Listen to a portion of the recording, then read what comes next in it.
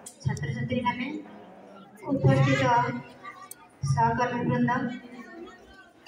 आज जहाँपाई आमर जन्मदिवस पालन कर जहाँपाई जन्मदिन सृष्टि से प्रधानमंत्री आमर प्रथम प्रधानमंत्री जवाहरलाल नेहरू चरण बिंदे मोर भक्तिपूत प्राणम अर्घ्य अर्पण कर पिला मैंने तो बहुत कथा कहीदे आ कि शुणवार ना आम टे छोट पिला मन रखिपारानी अल्प किसी कह आगे पड़ी पथ बहुत दूर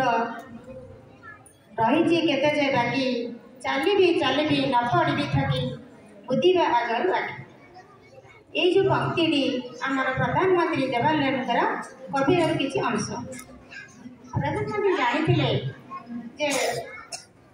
मानव जीवन धर्म कौन लक्ष्य कौन उद्देश्य कौन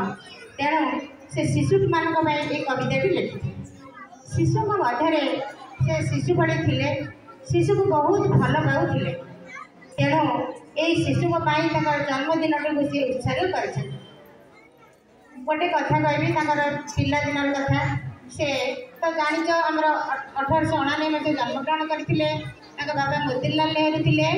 जड़े बड़ वरिष्ठ वकिल सी पु ओजन सुना आउ मीठा सब ग्रामवासी मान बंटन करते धीरे धीरे आमर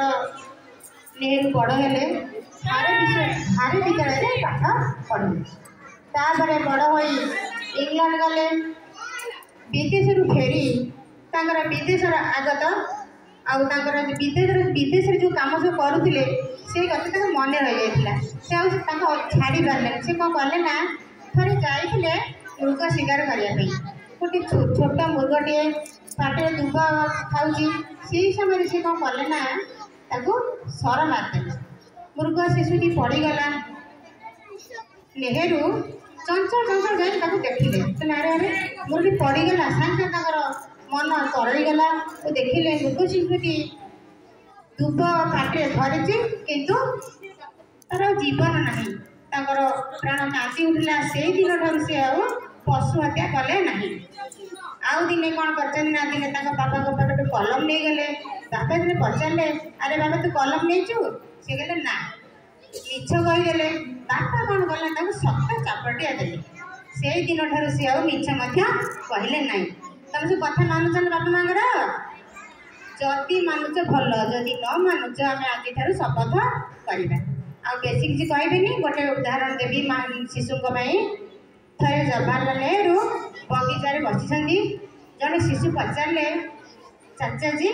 आप भारत प्रधानमंत्री आपण तो सब इच्छा पूरण हो हाँ कौ इच्छा पूरण होनी आम के कहूँ ना दया कहले कौ इच्छा आपण पूरण है जड़े प्रधानमंत्री को यही प्रश्न करवा केते बड़ बाहुल्य छोट शिशु पाखे थिला तेणु प्रधानमंत्री उत्तर कहते शुण मोर खाली इच्छा हो गोटे आखु किए पशि जाती आ सुंदर रसाड़िया आखु चोपा था एमती मोर दिन सरी जाती द्वितीय कहले गोटे सड़क पाक चली जाती गोटे चा दुकान बसिकी चा खाऊ था रेडियो धारा विवरण शुणे जो क्रिकेट धारा विवरण दिए शुणुता आउ गोटे मोर मन अच्छी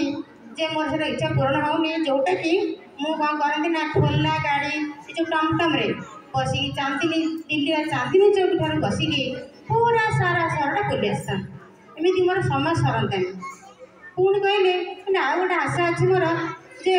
मुझे राति उठी चुपचाप घर जाती गोटे बगे चुपचाप बसती सुंदर कविता लिखती कौन विषय मोर गोटे शेष मन अच्छी मोर पूरण हो पारे जोटा कि जो कविता बाहरता जो कवितार प्रथम पृष्ठार लिखा जाता संपादक जवाहरलाल नेहरू यही जो अपूरण रही मनस्कामना गुड़ाक शिशु आगे कहीगले तेणु जड़े शिशु होकर उत्तर आदाय करदे ए जना पड़ा शिशु मान से केते भल पाते से भारतर कथा भावुले से शिशु मान आखि आ चेहरार भारतर स्वप्न देखुले उदार मनोभाव आंतरिक श्रद्धा यही जो भारतर लोक शिशु मैंने चाचा जी नाम डाकुते तेणु से शिशु दिवस आज भक्ति प्रणाम करुच्ची तुम सब आशीर्वाद रहा भल मनीष हुआ आम गुरुजी गुरुमा मैंने शिशु भल आदर्श दे प्रेरणा दिंतु जेपरिक आम भारतर वस्तु नायक प्रत्येक शिशु बढ़े। धन्यवाद।